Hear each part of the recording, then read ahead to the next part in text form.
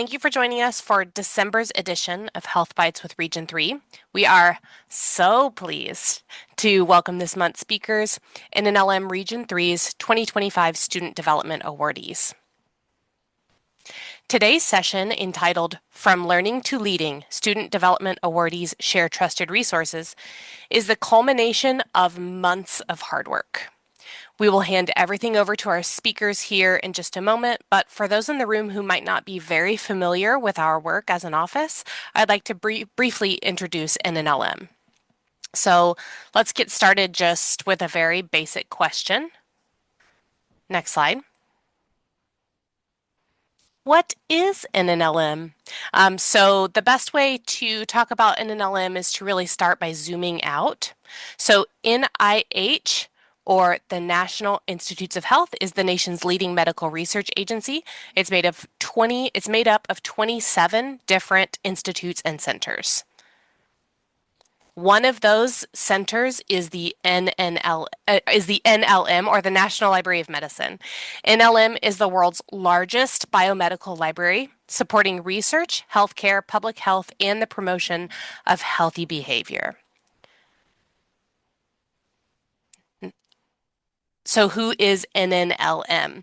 We are the network of the National Library of Medicine, and we are the outreach arm of NLM. I know it's a lot of acronyms. We spread awareness of NLM and NIH resources and support health literacy efforts nationwide. NNLM is focused on health literacy, progress in the field of medicine, and improving public health. Our entire organization is divided up into 7 regions, as you can see here in the map on the bottom right, with a regional medical library, or RML, another acronym for you, that serves as like headquarters for that region. Each RML spearheads and manages outreach efforts to their particular region. So Region 3 can be seen on the map here in green. We serve everyone interested in improving health outcomes in the states of Arkansas, Kansas, Louisiana, Missouri, Nebraska, Oklahoma, and Texas. But we do get to work with folks in other states too. But we do focus on those 7 states. So now let's talk about the stars of our show. These are our Student Development Awardees for 2025. You'll be hearing from them here in just a moment. The Student Development Award is a competitive award offered to library and information science graduate students each and every year, giving students from within Region 3 an opportunity to attend at least one professional conference. So this year, we got to introduce Sarah and Bree to many of you at the SCCMLA annual meeting in Little Rock this past October.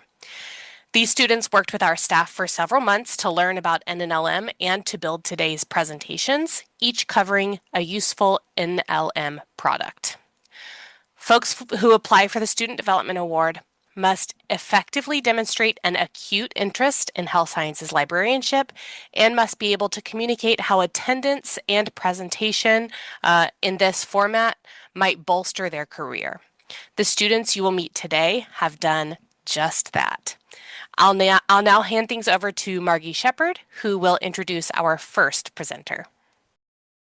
Margie, you are muted if you are speaking. Thank you. All right. Well, thanks so much, Bailey, for 2 things. Reminding me I was muted and for allowing me to introduce our speaker. So it gives me great pleasure to introduce Sarah Engleking. Sarah is a graduate student in the Master of Information Science program at the University of North Texas. She holds a bachelor's degree in interdisciplinary studies from the University of Texas at Arlington. Sarah has several years of experience as a middle school science teacher and has worked as a library clerk in a public library. Her area of concentration is health science librarianship. Sarah is passionate about improving access to health information and aims to work in a medical library setting after graduation. In her free time, Sarah enjoys reading, cooking, and playing golf.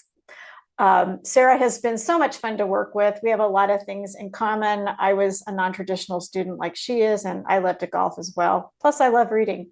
So I appreciate her curious mind, and I'm confident that she will be a rising star in the field of health science librarianship. Sarah's presentation is on the National Center for Complementary and Integrative Health, or NCCIH. Sarah, I will now turn everything over to you. Thank you. Hello, everyone. I am here to talk about the National Center for Complementary and Integrative Health. That's quite a mouthful. We're also going to call it the NCCIH. The NCCIH is a center that operates within the National Institute of Health that has a very specific and unique focus. We're going to get into that today and why the NCCIH is such a valuable resource. But first, let me introduce myself. Next slide, please. I don't think I can add much more to what Margie said, but my name is Sarah Engleking. I am one of the Student Development Awardees for 2025. I'm currently a Master's of Information Science student at the University of North Texas, and my area of concentration is health science librarianship. I am projected to graduate in May, and improving digital health information literacy is currently a focus of my research. Next slide. Before we start, I want to thank NNLM Region 3 for the opportunity to be here today and for sending me to the SEC-MLA conference in October. Thank you, Margie and Bailey, for coaching, mentorship, introducing me to about 1 million people at the conference, and just being delightful people to get to know. It has been an absolute pleasure to hang out with y'all these past few months. I also want to thank Dr. Cleveland and Dr. Philbrick for encouraging me to apply for this award, and in general, just encouraging me to do all sorts of things I never imagined doing. Next slide. Today, I'm going to talk about what NCCIH does and their mission. I'm going to walk you through some of the features of the website and finish by highlighting some current research being funded by NCCIH. Next slide. I want to start with a brief history lesson. Now, I'm not normally interested in history unless the story is a little sensational, and I think you're going to find the origin of the NCCIH, it was a bumpy road. It started in 1991 when something controversial happened in American healthcare. Congress established the Office of Alternative Medicine at the National Institute of Health. The goal was to investigate and evaluate unconventional medical approaches. This sounds straightforward, but at the time, this move stirred up quite a bit of tension. It meant the federal government was stepping into an ongoing debate between established medicine and the growing world of alternative medicine. Adding fuel to this fire was the fact that the chair of the Appropriations Committee, Senator Thomas Harkin, was a strong believer that alternative approaches to healthcare were better than conventional medicine.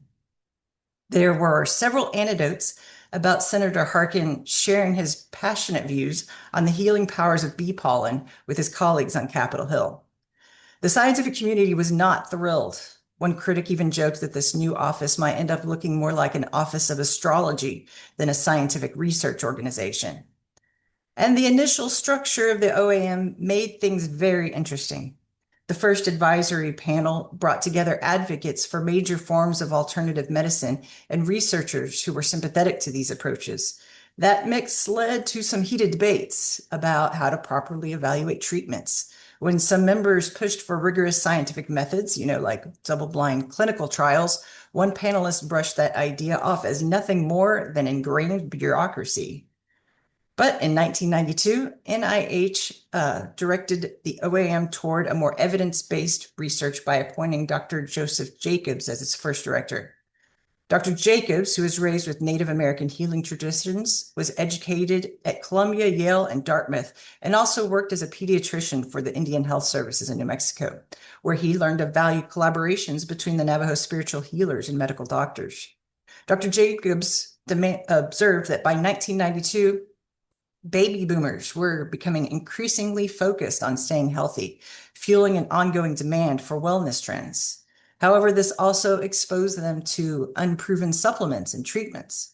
As leader of the OAM, Dr. Jacobs prioritized rigorous scientific research through peer-reviewed grants, robust study designs, and collaborations with leading medical schools.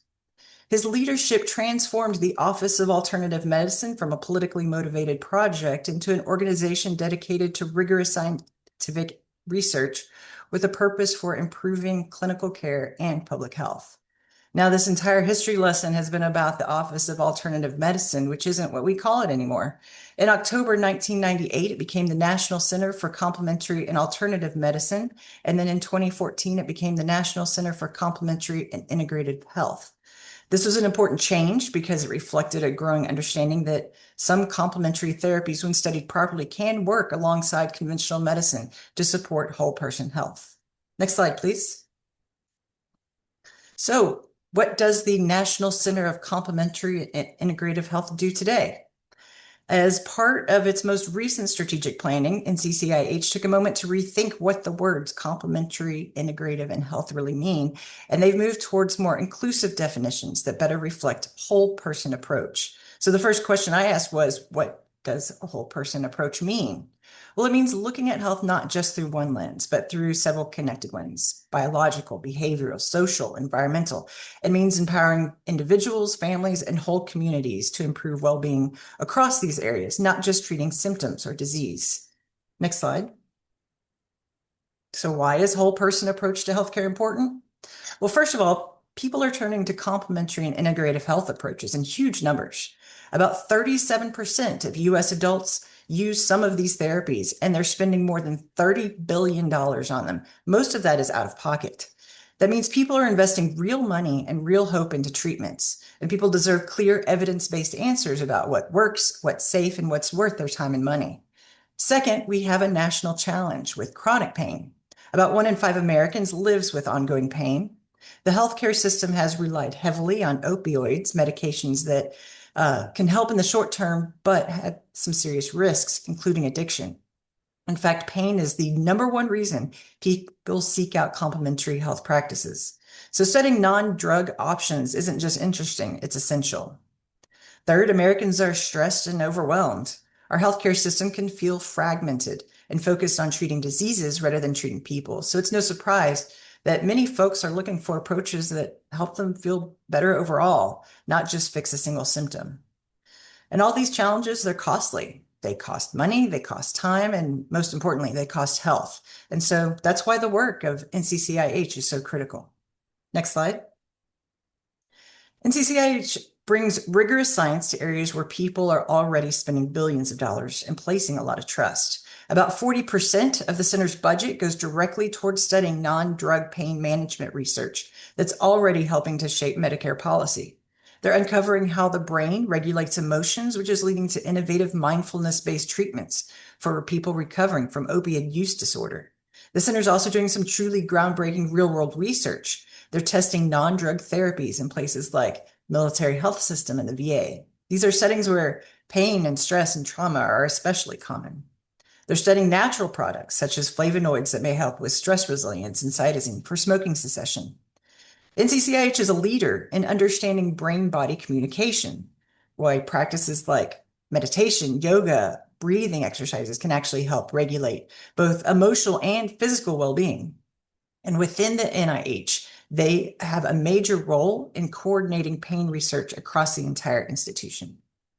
Next slide. So looking to the future, NCCIH is investing in the next generation of complementary and integrative health research. They're creating new resource centers to support scientists and expand the field.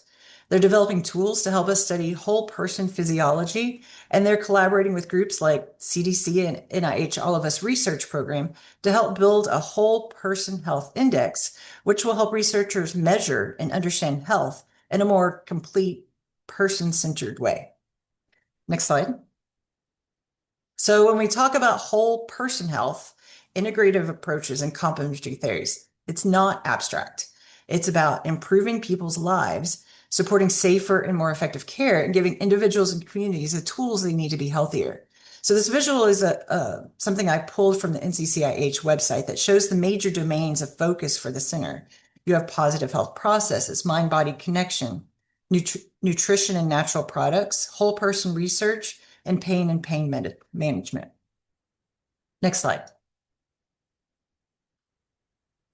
All right, so here is an image of the top portion of the NCCIH website. When you arrive on this landing page, you'll notice that it has a functionality that's somewhat similar to Medline Plus, if you're familiar with that. There's a search bar at the top that I've circled in yellow. Also in that circle, you'll see a Spanish version of the site. It loses a lot of its functionality when you convert to Spanish, but it does have quite a bit of information. Let me show you what happens when you search using the search bar. So today we're going to search for acupuncture. And once you type in acupuncture, this is what appears. Next slide. Here are the search results for acupuncture. In the middle, there's a box highlighting 2 recommended NCCIH pages, and below that, the full list of search results. You'll see on the right-hand side where you can refine your results. Now, if you're like me and your atrocious spelling was just too much for even a spell checker to correct, then browsing may be your better option. Let's go to the next slide. These are quick access tiles that are in the center of the landing page. These are the site's main navigation shortcuts. So we're still looking for information on acupuncture. So Health Topics is a great alternative to the search bar. When you click on that, next slide. Here's an alphabetical listing of topics, and you can see acupuncture right away. You can also choose a letter at the top. So if you're looking for information on yoga, you don't have to scroll all the way to the end. Either way, searching or browsing, you're going to end up at a main health information page. Next slide.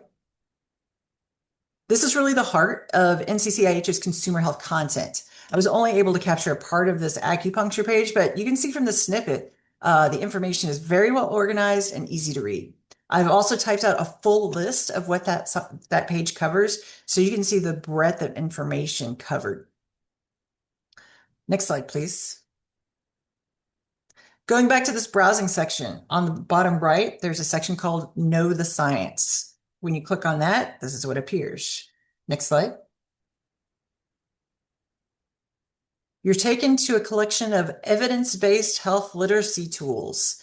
The science resources were designed to combat misinformation and help people build the skills they need to make informed healthcare decisions. No matter what kind of healthcare decision you're making, this will teach you how to be a better consumer.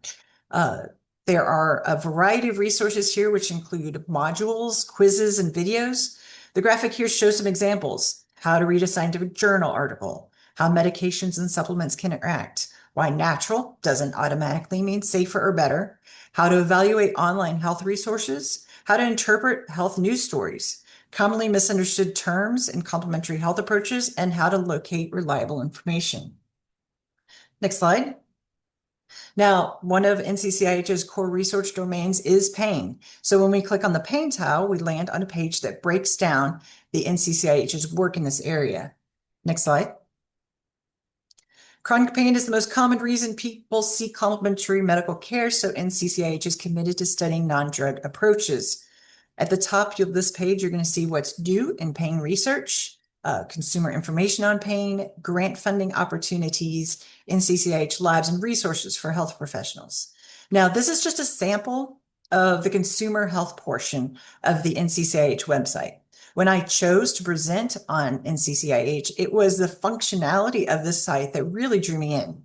As a woman in my mid-40s, I find myself surrounded by conversations about complementary medicine. Many of my peers are beginning to think seriously about how to stay healthy as they move into the next half of their lives. I hear plenty of stories about the latest supplement or shake or treatment that they have found from such reputable sources as TikTok or Facebook. So that's why this website is a valuable resource. It gives people a place to find clear, evidence-based information about products and practices that many wouldn't necessarily consider medical enough to ask their doctor before trying. Next slide, please. Now, of course, what we explored today is only a very small piece of what NCCIH does. The center funds a wide range of research studies with major emphasis on 3 areas: mind and body practices, natural products, and pain. Now, I could spend a long time discussing the importance and impact of their research, but instead I want to highlight a few of the most recent examples. Among NCCIH funded studies published most recently, one investigated how heat and pain are sensed and how normal touch can sometimes turn painful. Another, published just in February, surveyed how U.S. veterans use natural products to manage chronic pain. And a January study examined the growing need for palliative care services in emergency departments. Next slide. So, what you can see, despite its controversial beginnings, NCCIH has evolved into an organization fully committed to rigorous evidence-based research with the goal of improving the health of individuals and communities. Now we can go into any questions y'all might have.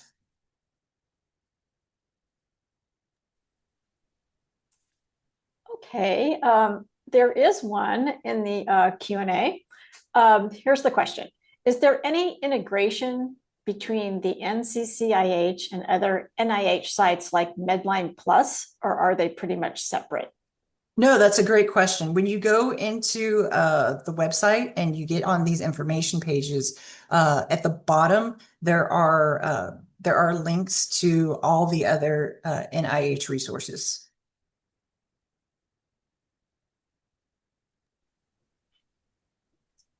Well, it doesn't look like there's any other questions, but people may have some questions that they think of as we progress, and we'll have an opportunity to ask them at the end. So thank you so much. I really appreciate what a great presentation that you just gave us. It's one of I love this website, and you really hit on a lot of the high points. So at this point, I'm going to now hand this over to Bailey.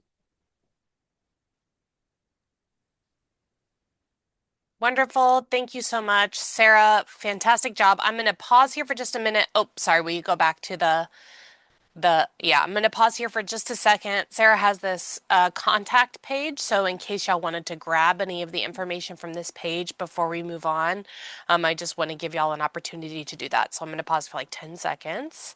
But I do just want to say, learning about the history of NCCIH was particularly interesting, Sarah. So thank you for sharing that with us, and I see that sentiment reflected in the chat as well.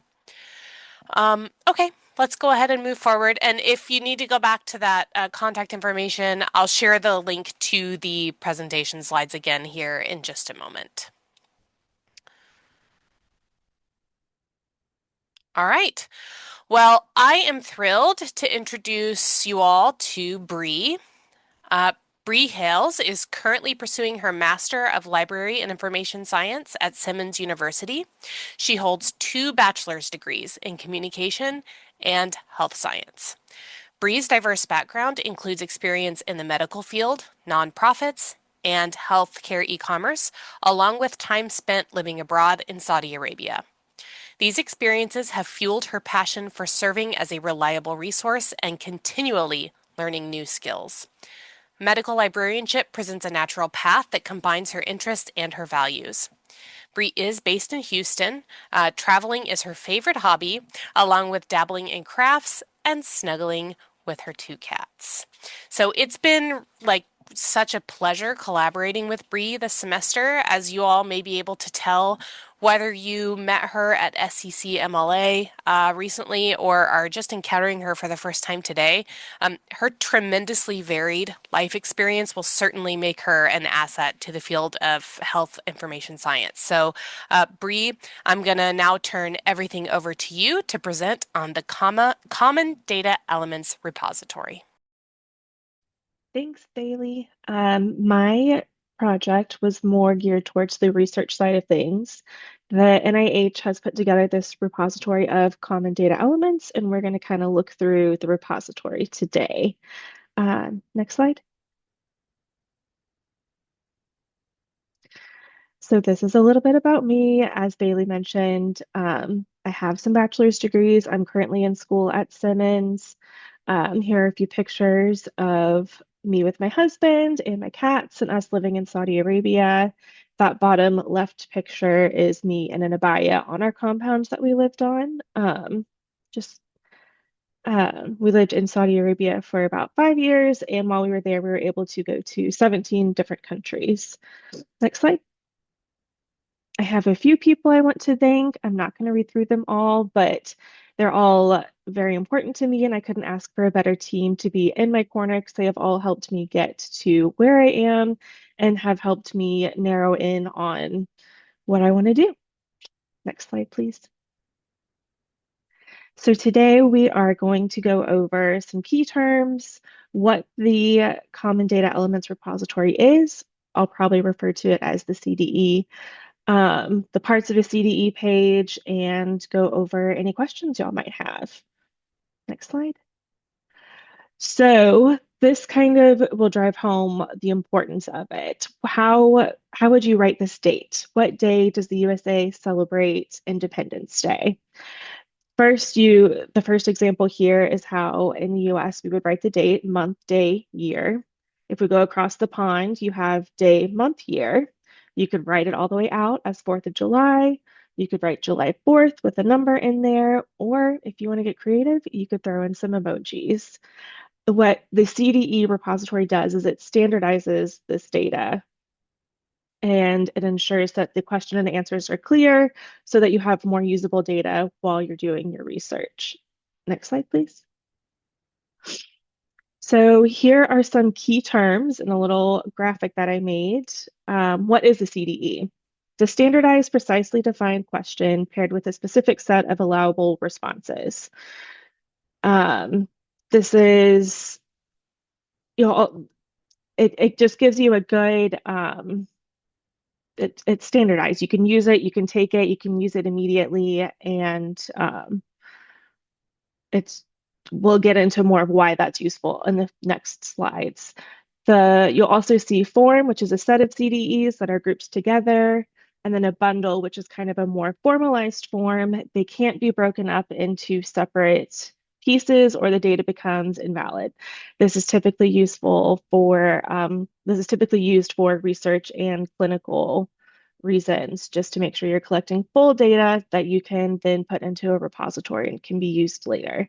There are currently 22,743 CDEs available from 19 different stewarding organizations. These are great for researchers that are creating forms of questionnaires, conducting research studies, and then informational professionals who want to do outreach and data collection. Next slide. So why is this repository important? It gives us computation-ready, shareable questions and answers that have been crafted with clearly defined prompts and responses. This allows CDEs to be put into a repository and shared amongst many researchers, and it's findable by these researchers, which is where the bundles come in, because then you have a standardized survey that you are collecting data with. From the data repositories, they can be accessed. And then since there are certain permissible values or answers that can be put in for each question, it standardizes it, making your data then interoperable. So several people can also use it in their data, which makes it reusable, the R in our FAIR principles. And this allows for like I said, multiple sites to be using it. You can get larger data sets. As a researcher, it prevents you from having to do a lot of data normalization because the data is already in a pretty usable and well-crafted format for you to just take and then plug in to whatever you're researching later. It's been great for things like when we were researching, and they're still researching COVID, cancer, and other studies, because you can have studies done in Houston and in New York and out in California, and they can bring all of this information together into a repository and really work on a bigger picture with a larger data set for just better and more accurate results. It also prevents researchers from duplicating work. So we're being more efficient with funding because you're not having to reinvent the wheel. You're not having to go back through and do work that's already been done because the data is already there, collected in a standardized way. Next slide, please. So this is the home page. This is where you can find the CDE repository. It is cde.nlm.nih.gov. From the homepage, you can search all of the CDEs available. You can see, I have it highlighted in this red box. You can search all the CDEs available.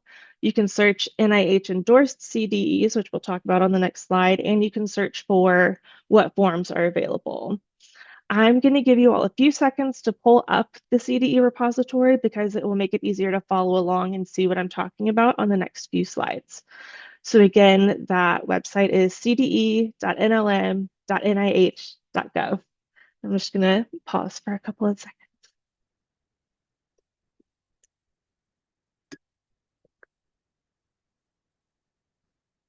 Thanks for putting it in the chat, Bailey. Okay, let's move on to the next slide. So this, I'm going to talk real quick about what an NIH endorsed CDE is. This is kind of like a very dry, clear cut. This is how you get the endorsement. Clear defined variables that are measured with prompt responses. There's a documented evidence of reliability and validity. Human and machine readable format is preferred. So you want something that when you collect it, you can put out something that is understandable. It's not just a bunch of like, it's not like you're trying to read binary code like ones and zeros or anything like that. It's a recommended designation by an NIH body. So one of the stewards, there are 19 organizations that steward CDEs. And so in order for it to be NIH endorsed, one of those organizations has to be endorsing it. And then you want to make sure that the licensing allows it to be used by other parties. You don't want copyright infringement issues. Next slide, please.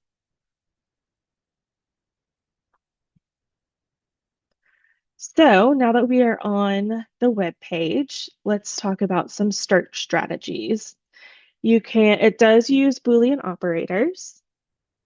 So that's your all caps and or not. You can use brackets and asterisks. So let's say we wanted to do a search on teeth and we put that in and not a lot comes up. We know that there's more out there.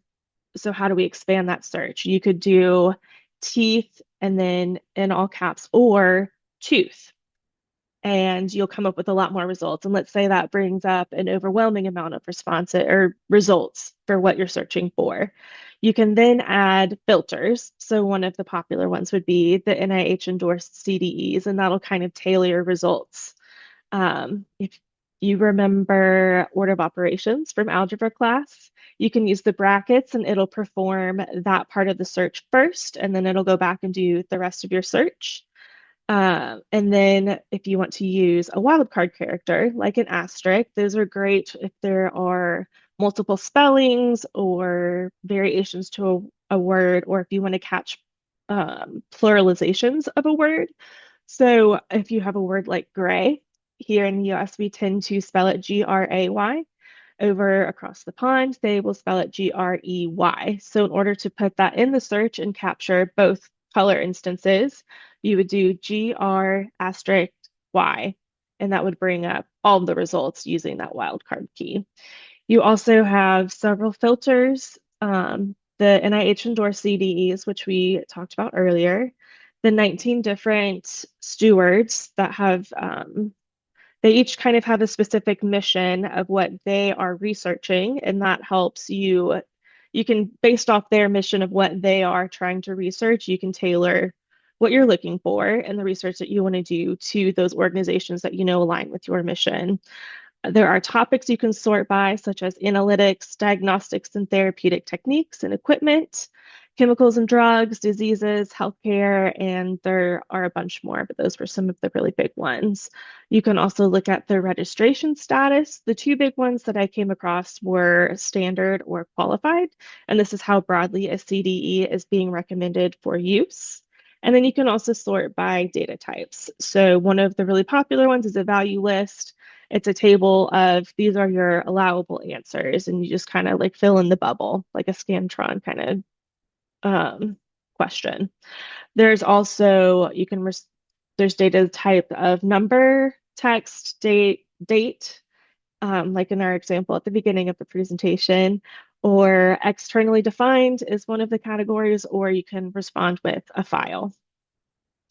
Next slide, please. So let's do our first search. If you have that website pulled up, go ahead and search for economic stability social needs. This is the summary view. It is the default display that will come up when you are searching for CDEs. You can see the results that are NIH endorsed by the little yellow icon. That's an award symbol. It also gives you the name, the title of the CDE, a quick definition of the CDE, who the stewards are, if it is the status of it. So these are qualified. You can also see a little preview of the value list. So these are some of the answers that you can answer the question with. And you'll also see a little thumbtack just to the right of the title, and we'll talk about that a little later in the presentation. Next slide, please. The other view that we have here is the table view. I really like this view because it lets you customize what you're looking at. There's a little button underneath the table view that says Customize Table. If you click on that, a dialog box will pop up and it lets you change what your columns are so you can get a better summary of the CDEs that you are looking at. Some of the columns that you can add or take away are if it's NIH endorsed, other names, who it's used by, when it was last updated, permissible values, the number of permissible values, question text, admin status. There's just all sorts of good little things you can play with in that customized table. So I find that very handy. Next slide, please. So let's click into the result of economic stability dash social needs. This is the actual CDE page of the individual CDE. You'll see at the very top, there is a little blue box that says the CDE is part of a bundle. So you know that this is part of a larger set of questions that can't be broken up. You have to ask them together. Otherwise, any answer you collect will not be considered valid. You also have the NIH endorsed badge at the top next to the title. To the left, you'll see kind of a table of contents. These are all the things you'll be able to find on the page for the CDE. You'll also have as you can see, the question text, a quick definition, and then you also have the data type, which that's the value list, the date, kind of what the answer is you're collecting, the format of the answer you're collecting. You also have the steward here. This is who kind of manages each CDE. So if there are any updates that need to be made, it has to go through these stewards, and they're the ones that typically are proposing the CDEs for submission. And it helps add context to the CDE. What are they trying to study? Can you help each other with the research? Next slide. The next part we're going to talk about is the permissible values. You'll only see this chart on questions that have permissible values as like your answer type. This is just a subset of what is on the page that you're looking at. It's just what fit nice in a screenshot. So this is two of the options you would be able to answer the original question with. And you can see that so the label is what you would see on like your Scantron. It gives you a bigger definition of what that answer means. You have concept identifiers, and below you also have the concept types. A concept describes a unit of meaning or like a single idea or unit of knowledge within the context of a specific concept system that provides either a standard terminology or coding system. So you can see here they're using the concept source of the NCI thesaurus. There's also SNOMED, which is the systemized nomenclature of medicine. And then there's also LOINC, which is the logical observation identifiers, names, and codes. And there are a few others. Those were kind of the big ones I saw. And then if you scroll down further past the concepts, you have attachments. Here, it's a downloadable form, both in English and in Spanish, with a whole set of questions. The survey is being done by SC Share CCDEs. It's just a set of questions in a nice Word document that you can print out and use immediately for your study. Next slide. And then these are the last two pieces of the CDE page that we are going to look at. There's a box of related content with 3 different tabs. The first tab is linked forms. It's what the CD is contained in. So the CD is part of a bundle. This is the larger bundle, the other questions in it that it has to be used with. The next tab is, or so you can see in this, the linked form, the question is other. So it gives a response of, from the value list, you can select other, and then another question will populate, and then you can free text respond with what the other social needs are of the person responding. There's also a second tab in the related content that is more like this. So if this isn't quite exactly what you are looking for, but you know you're getting close, you can check the more like this tab, and they might have some other questions that are similar.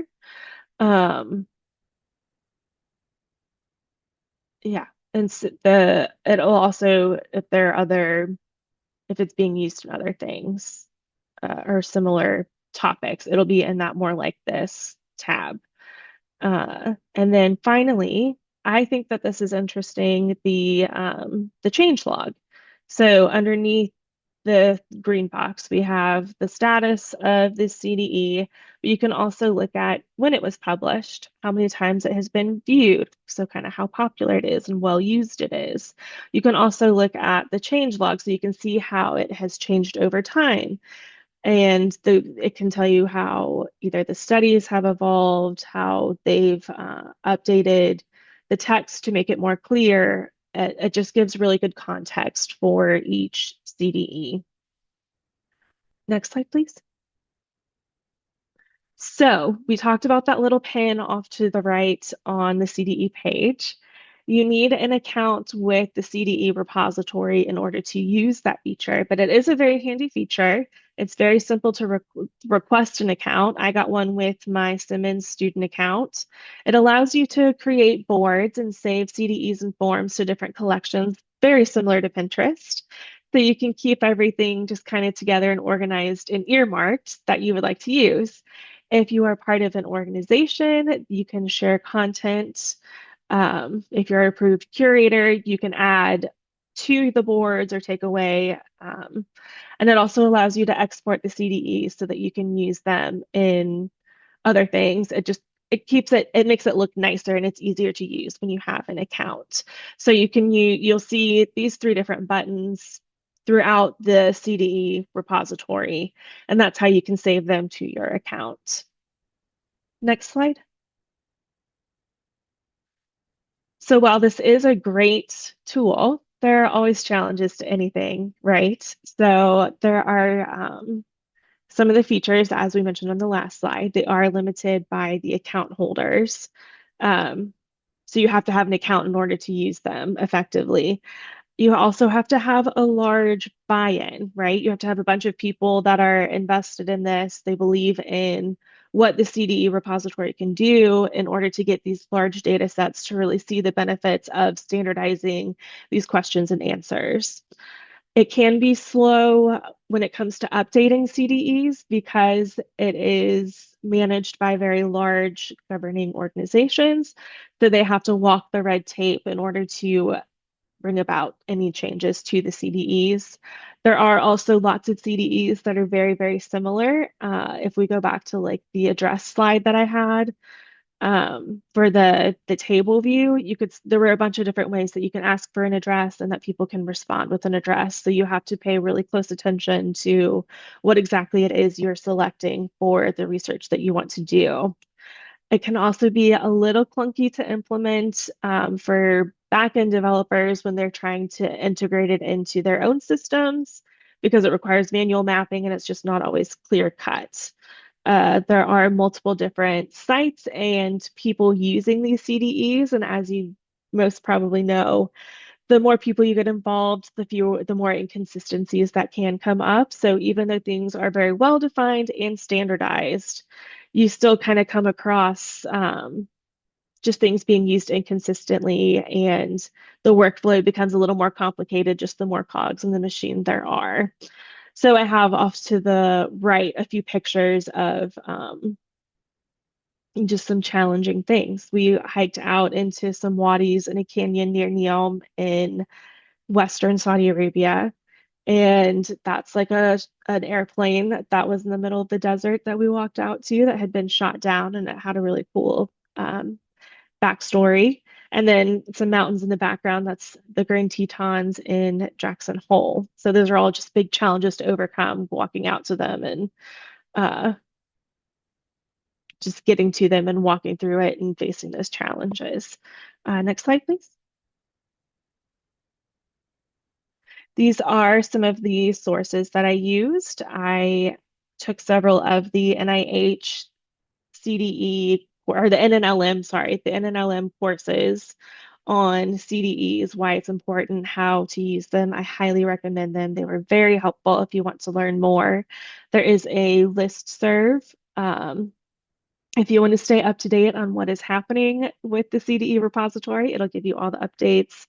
The product guide on the website is very helpful, as well as the repository guide. And then there are a few other sources that kind of helped me further define some of the definitions. Next slide. So that is what I have for you all. Thank you for joining me. If you have anything you'd like to collaborate on, please let me know, and feel free to connect with me on LinkedIn or shoot me an email. I'm always looking for my next interesting project. So what questions do you have for me? Thank you so much, Bree. The Common Data Elements repository is such a great resource, and it has so many different features. So we just really appreciate you putting together such a great presentation on it. So I'm going to pause for just a sec. If y'all have questions, please do type them into the Q&A. Barring no questions, I see some praise coming up in the chat. Can we go ahead and go to the next slide? And Bree, if you see questions pop up in the Q&A while we move forward, feel free to type them in and address them there. But I do want to hold space also if you have any larger questions for Sarah or for Bree, whether it's about their presentation or about the Student Development Award or anything that we have going on. I'm just going to pause for 15 seconds to let y'all type those questions in if you have them.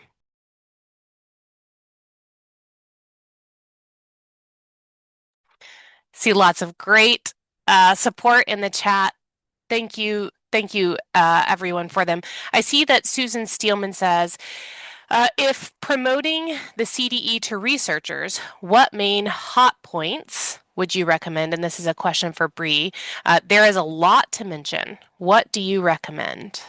There is a lot there. I think the big key points are it's very standardized questions and answers, so you can get a very standardized response. Referring back to the FAIR principles, that's kind of what it's built on. So it's data that is standardized, that can be reused by multiple people. It's interoperable, so you can use it for multiple studies. So it's just a very efficient way to collect data and also make it just immediately usable because it is standardized. You can immediately put it in for analysis without having to normalize a lot of the data. Thank you so much, Bree. And it looks like we have a few questions here. We have time to address, it looks like 3 of these questions. And these 3 are all going to be questions for both of you, so feel free to jump in.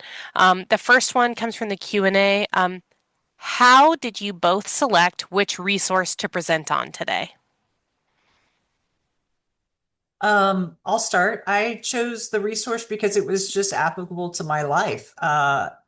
I feel like it's something that I hadn't heard of, and I know a lot of people out there have a need for it. And I love presenting information where there is an information gap.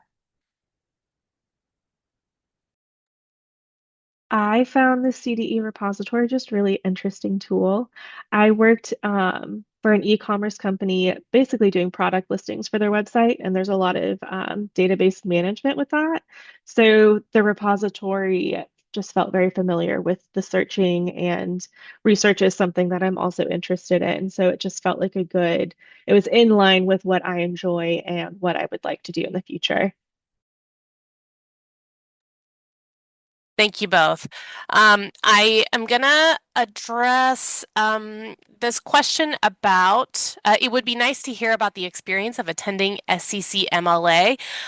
Dr. Cleveland, I'm pleased to tell you that in our next newsletter, there will be a feature on both of our students. Sarah and Bree both will be writing an article or, blog style post about their experience at SCC. But if y'all wanted to take just a second to maybe talk about that, and then I'm going to lump that in with another question, which is how do both students feel the Student Development Award helped them in health science librarianship? So feel free to address both of those at the same time if you'd like to. Sure. The going to the conference and walking around with the NNLM people and with Bree, we got to meet everybody, and so that was incredibly valuable. Just getting to, as students, we sit behind a computer all the time. So to be out and to meet people and hear about the work they do and hear about their passions. Also to just see the work that people are doing and the presentations really gave me a larger breadth for what this job is. So it was very valuable and I enjoyed it. It was an amazing experience. I absolutely loved attending the conference. I started my degree while we were living in Saudi Arabia. I wanted to feel productive with my time. I did a little soul searching and I decided that librarianship is where I belonged. But by being remote, I felt very removed. Like my Simmons is up in Boston and I live in Houston.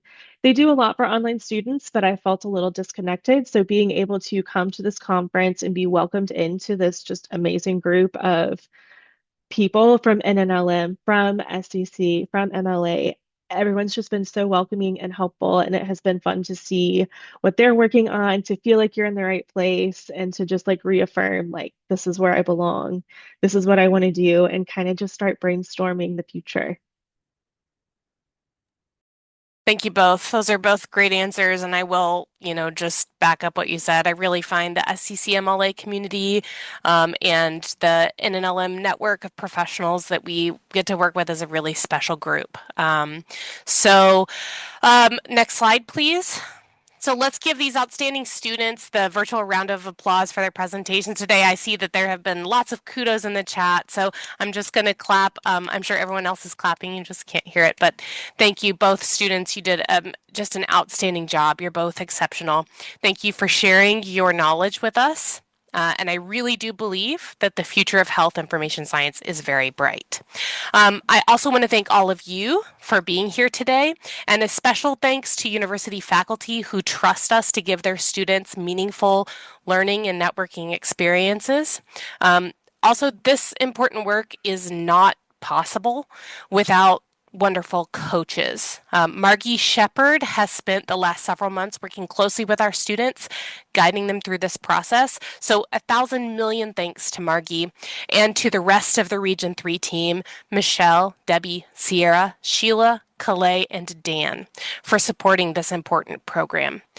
So thank you all, everyone in this room, for being here today for this Health Byte session. We're now going to stop the recording and share information about evaluations and CE credit. So thank you all. Thanks for watching. This video was produced by the network of the National Library of Medicine. Select the circular channel icon to subscribe to our channel, or select a video thumbnail to watch another video from the channel.